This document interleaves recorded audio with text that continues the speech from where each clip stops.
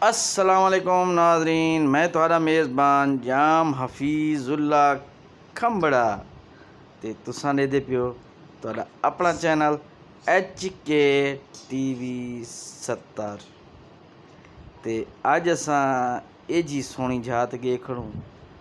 साडा बहू प्यारा भिरा है ते इलाके दी शान है, कच्चे दा मान है ते हर गरीब आवाम दी सुनदे सरदार असमील खान गुपांग साहब दे डेरे ते संगे बैठे थे।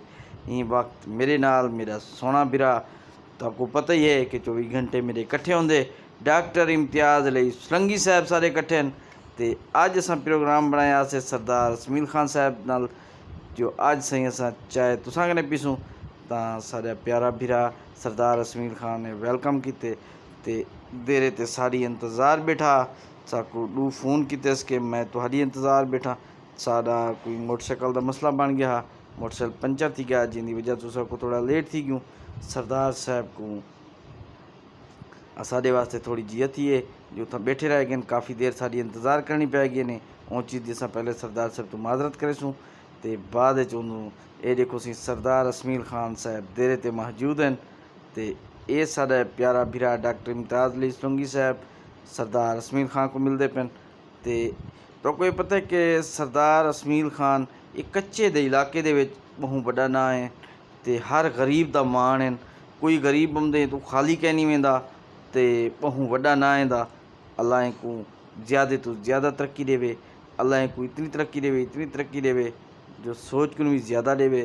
तो ऐसी जाम हफीज़ुल्ला साहब मिलते पे सरदार असमील खान गुपांग साहब को। तो सरदार साहब सारे बहु प्यारे ते मुखलिस बिरा हैं ते साकू बहुत ज़्यादा प्यार करें। ये हिंदा प्यार है, बड़ी मेहरबानी है। असा जितना शुक्रिया अदा करूँ सरदार असमील खान का थोड़ा है क्योंकि ऐसा बहुत ज़्यादा प्यार करें। ऐसी डॉक्टर इम्तियाज़ अली सुलंगी साहब ते सरदार असमील खान साहब बैठे ते गाल मुहार थी रह गई है। चाय पीती ऐसे सरदार साहब ने चाय पीते हूँ अस रवाने थी सुई थूँ क्योंकि साकू एक शादी अटेंड करनी हूँ इलाके दे विच सरदार मलूक खान दे भतीजे दी ते साकू उथे ही वनना है। ते असां जरा असां मशकूर है से सरदार असमील खान दे बहु शुक्रगुजार है से कि वो साकू अपनी कीमती टाइम दे चूँ साकू टाइम दीते तो बहु मेहरबानी सही सरदार असमील खान साहब बहु मेहरबानी। जितनी शुक्रिया अदा करूँ थोड़ा सर ते तुसां बिरा मेहरबानी कैसो HK TV 70 को सब्सक्राइब करे सो, घंटी का बटन जरूर दबे सो क्योंकि ये तुहाडा अपना चैनल है ते ये चैनल ते सिर्फ तुसां बिरा ही कुत्ते घेनते बनना है। ये HK TV 70 मेरा नहीं, ये तुहाडा चैनल है ते तुसां मेहरबानी करो इनको सब्सक्राइब किया।